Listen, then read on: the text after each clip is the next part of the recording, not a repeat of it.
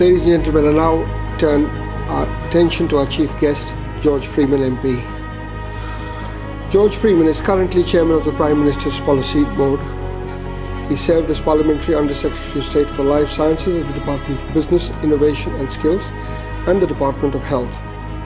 He was appointed Government Advisor on Life Sciences, coordinating government's life science and innovation, health and wealth strategies, and the agri-tech industrial strategy. Hope I've got that right. He was appointed the Prime Minister's UK Trade Envoy in 2013 and has been a Member of Parliament for Mid Norfolk since 2010. We are delighted and thankful that he's agreed to join us today and to launch our venture. I now call upon him to say a few words. Ladies and gentlemen, George Freeman.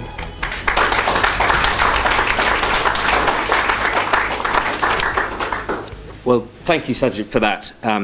It's a huge pleasure to be here tonight. I've watched as chiropractic has gone from having 140 professionals in the UK to 3,500 odd, and I've watched the status of the profession be recognised properly and the setting up of the Royal College. And David Liddington is a very good friend of mine, and I know the story of how much work went on in Parliament to get some sense out of that building through the back channels of legislation to create it, and indeed Alan Johnson, who played an important role as well.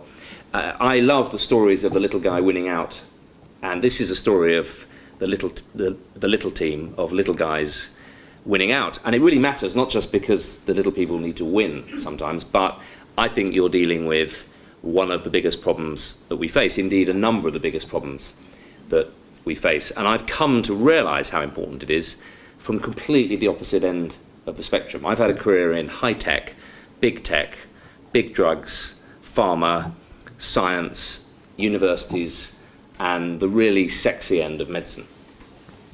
And I've been into the heart of that world. I spent 15 years funding companies in that space.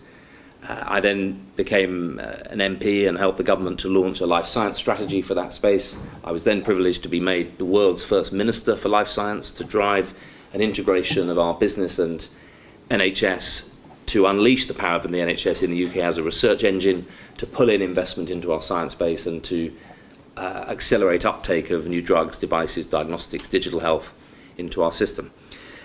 So when I tell you that our system is structurally, culturally, intellectually, financially and organisationally predestined to be an obstructor to healthcare innovation, which actually tackles the problems that are ravaging communities on the ground. I say it not with any levity or with any ignorance. I say it as someone who's been right to the end of the corridor. Indeed, I've been the minister. I've pulled the levers. I've lived the silos. And we need a different approach.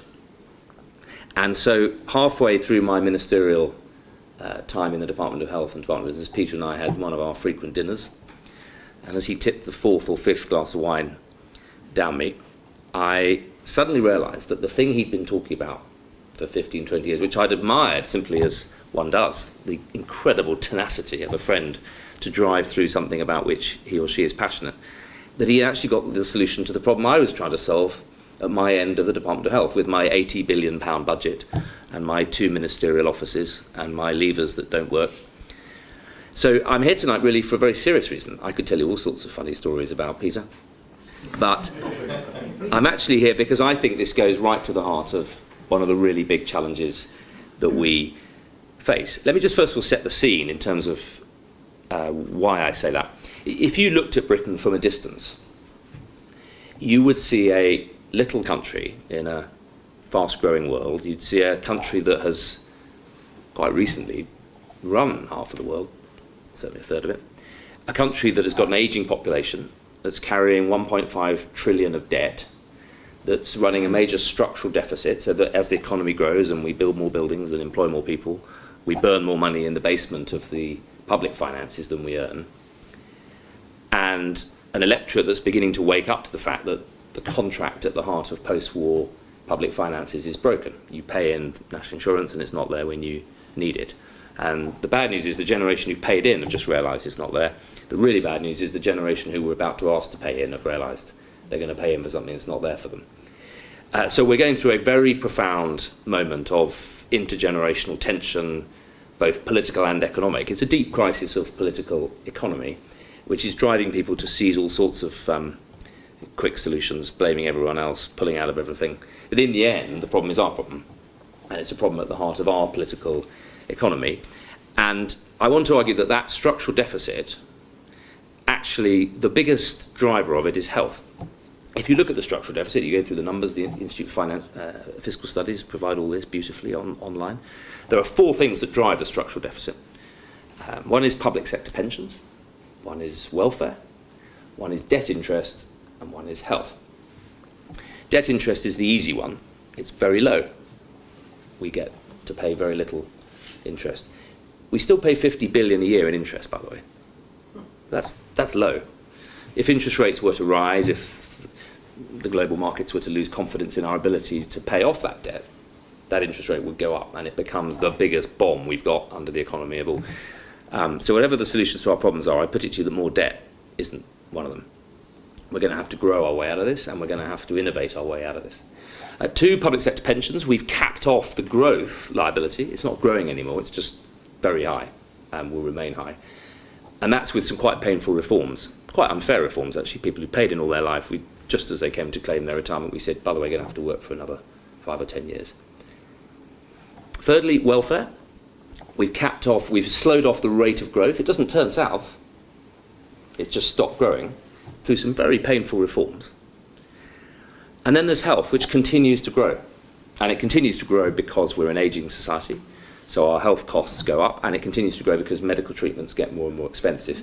But I put it to you that it also continues to grow because we have a medicalised healthcare system, a siloed healthcare system, a fragmented healthcare system. In fact, we have a healthcare system which isn't really a healthcare system. It's a healthcare system based on a 1947 model of providing the healthcare at that time, which doesn't meet the needs of a modern society. And because the political class hasn't been brave enough to grip that challenge, but has preferred instead to take the credit for it, and all parties tip money in and take the credit for it, we've incubated a very deep and structural problem.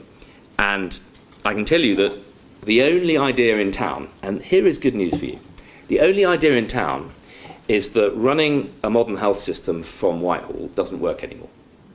You can pull levers as ministers, they don't work, so we've just given all the levers to NHS England. Simon Stevens is now pulling levers. I can tell you, some of them work, but most of them don't. And everyone's beginning to realise the answer to this problem is to localise it, is to decentralise it, and to take the healthcare problem, the real healthcare problem, and give it back to the communities in which it is incubated. And it's called accountable care. Interestingly, when the Obama administration set up Obamacare in a completely different healthcare system, they discovered the joys of accountable care because they realised if you want to start giving all American citizens basic entitlement, the first thing you have to do is measure the costs of disease in each community, and you have to map where it is being generated and who hasn't got healthcare cover. And that gives you some very interesting insights on how you might try and reduce healthcare costs. And thus was born the accountable care movement out of a dysfunctional health system in America. But all roads here are leading in the same direction, which is why we set up the Manchester model, to create a place where we'd finally bring together primary, hospital, community care, and economic development, and public transport in a city, and give it the governance structure to be able to properly treat, measure, monitor health care in a proper community. And to me, the end game of this is that the only way we're going to crack it is to create the incentives for the places in which people actually live and work to be rewarded for generating healthy economies, healthy societies. We've started in Manchester. The revolution needs to be speeded up really fast. In Norfolk, in my county, we spend, well, it's interesting. If you ask people, what do we spend on health and care in Norfolk? No one knows. It's the most important issue, but no one knows. They can tell you what we spend on GPs, because we do that. Government tips money into primary care. They can tell you what we spend on hospitals, because boy, do we spend money in hospitals. And they can tell you what we don't spend enough on in care, because that's done by local authorities, whose budgets we've slashed. It's a county of 850,000 people, 5 big towns, small cities, pockets of real deprivation. I added up the other day what we spend on health and care. It's 1.2 billion on health, of which 700 million goes on one hospital.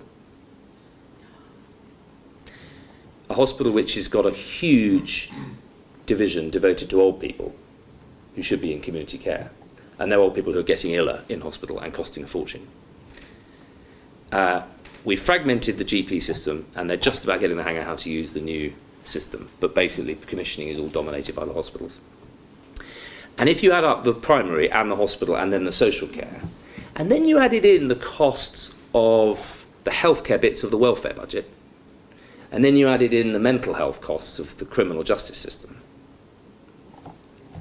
you pretty soon get to 2.5 odd billion a year for 850,000 people. It's quite a lot of money. But everyone says they haven't got enough. So my argument is, imagine if government said to Norfolk or Manchester or Liverpool, or frankly choose your locality, okay, here's the deal. Here's our total healthcare budget for your locality. All of it. And you can have it all in one pot. 2, here's the Treasury's forecast of health cost inflation in your locality over the next 10 years. We've got the data, it's what's terrifying everyone, but we don't share it. So we'll share it with you. Here's our prediction of our failure on your behalf on our model. Here 3 is the great incentive. If you can reduce it, I don't mean cut spending, I mean reduce the rate of growth. We won't take it all back off you, which is what we do at the moment. We'll let you keep, I don't know, half. And if you sign up to a properly put together, joined up charter for healthcare in your area, we'll back off and give you all the freedoms you need. I think in 80% of the places in this country, the hospital leaders, the GPs, the community care people would get together and say, did he just say we can keep some of the saving and reinvest? I don't mean privatise it, I don't mean profit it, I mean reinvest it in our healthcare system. Yeah. I think they'd say, well, let's get to work. Come on, let's get to work right now. What are the low-hanging fruit? How could we quickly generate some new money here in Norfolk? Which brings us to musculoskeletal disease. Because it's not that easy to generate savings in cancer. We are, as a society, improving cancer detection rates, improving cancer survival rates. People are now living with cancer. It isn't the death sentence it used to be. 99% of women with a breast cancer diagnosis are cured. The new range of drugs are going to cure them. This is all great stuff. It's expensive stuff as well. So we're either going to have to put a lot more money in to buy all that, which we are, but we're also going to have to unleash some savings in the system from digital health, from rationalising, from not over-treating, from not over-medicalising, from not duplicating. And we're going to have to take out some cost in the system. Once you incentivise the local health economy to find the savings, they'll find the easy savings. Well, I put it to you that the numbers that Peter's just summarised are indeed those easy savings. But in an over-medicalised, centralised, siloed, fragmented system, back pain isn't very glamorous. Back pain isn't where the money is. Back pain isn't where pharma are really investing. Back pain isn't where the National Institute for Health Research $1 billion a year, or the MRC $1 billion a year. It's quite a lot of money going into this system. It's not where they're incentivised. You don't get a patent for solving somebody's back pain. You don't get an MBE. So you get the point I'm making. Actually, the system has worked out. Even the system in my world, if you talk to the life science sector, they will all tell you, we want Freeman's model of accountable care. Because they've worked out the only way that industry is going to get the NHS to buy any innovation is if you incentivise the NHS with reducing the cost of disease. Industry's worked this out long ago. So they're all ready to come to Manchester, Birmingham, Oxfordshire, any county. They'll actually do the investment in digital disease tracking for us so that we can actually template the cost of disease. And in fact, an enlightened government would find that industry will put in the investment up front and they'll take a share of the saving because they know it's huge. They can see it. So the good news for you is that the model is coming your way because we're going to end up incentivising localities on the cost of disease and reducing the cost of disease. And that will lead people, like bees to honey, to your space. The bad news is I fear it's going to take more years, but you've shown the patience already. But I do believe the market is coming your way. Let me just, by close, say this. Health and wealth really matter Show me a healthy society and I'll show you a wealthy one. Show me a poor society and I'll normally show you an ill one. Very seldom do you get health and wealth together. If we're going to survive as a nation, if we're going to get off the cocaine of debt, become a trading society again, make more than we earn, connect globally, become that buccaneering nation that did it, we're not going to do it carrying a old, ill, underfunded old people's home. We're going to have to do it by becoming a pioneer of really smart modern healthcare, smart technology, a crucible of the healthcare technologies that the rest of the world is quickly going to need. India needs it, China will need it quite soon. We ought to pioneer it, unleash our NHS as a research engine, and then export it around the world. Get this right, we not only put out our own structural deficit, but we unlock the most phenomenal markets around the world. When we launched the genomics program, first country on earth to sequence 100,000 genomes, full genomes of NHS patients and combine it with their hospital data, my first big idea, it was great. We stole a march. The Chinese are now doing it with 2 noughts on the end. They're doing 1 million patients. And they set up in the Beijing Genomics Institute the world's biggest genomics centre, and they're also hacking ours about 2 or 3 times a week.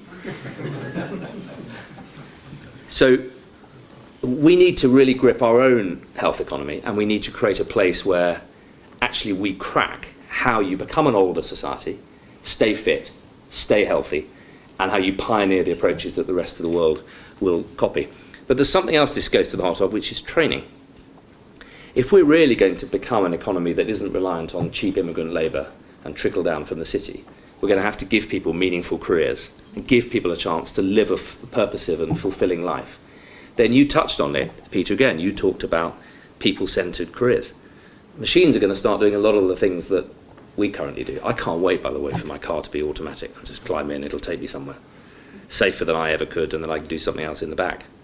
I'll finally get to be the minister in the back of a car. And we're going to have to give a new generation some really fulfilling careers. And healing the sick is one of the great things. There is nothing more inspiring than healing a sick person. And to give a whole generation of people the chance to do that without a PhD or without needing to be a double professor in whatever it is, to actually just give them the skills to go and heal the sick, to turn them around, I think it's an extraordinary thing. And what you've done is to set the international standard. And this organisation should, over the next few years, take this profession global, and we should lead the world. And I hope that you'll be training the Indian and the Chinese and the African chiropractors of tomorrow, and people in 100 years will say, well, part of that healthcare revolution was started in the UK and it was chiropractic and they took it global. So don't pack up your boots yet. I think you're only starting. There's a huge amount of work to do, and one of the things we could do better as a nation is unlock our global reputation for training. I'm hoping the Chancellor next week will adopt another of my ideas, a public sector leadership academy, so that we harness that brand, the fluttering Union Jack of Hope, Britain, as the place that trains the best civil servants, the best administrators. Unless we invest in our public sector leaders, I fear we're going to exhaust them and they'll leave. We have to inspire them, invest in them, train them properly. And there are several areas of medicine that we could be world leaders in training and pull in much more investment, and I think this is one of them that's ripe for it. So I'm hugely honoured to be here tonight in the steps of Alan Johnson and David Lidington, and it is a celebration of everything you've achieved, but I want to suggest to you it's really just the beginning. And I hope in 5 years I'll come back and you'll have 30,000 chiropractors around the country, and the accountable care funding model will have absolutely flicked the switch, and you will find people coming to you saying, we're taking up the Freeman healthcare incentive. We've got to try and reduce the costs of disease in our area, and we think musculoskeletal back pain is the biggest low-hanging fruit. Can you help? And I'd like to see healthcare communities, councils, mayors around the country saying we want to grip this because it's the quickest way to lay our hands on a few 100,000, a few million a year. I think it's within sight, and I look forward to working with you to make sure that happens within our lifetimes. Thank you.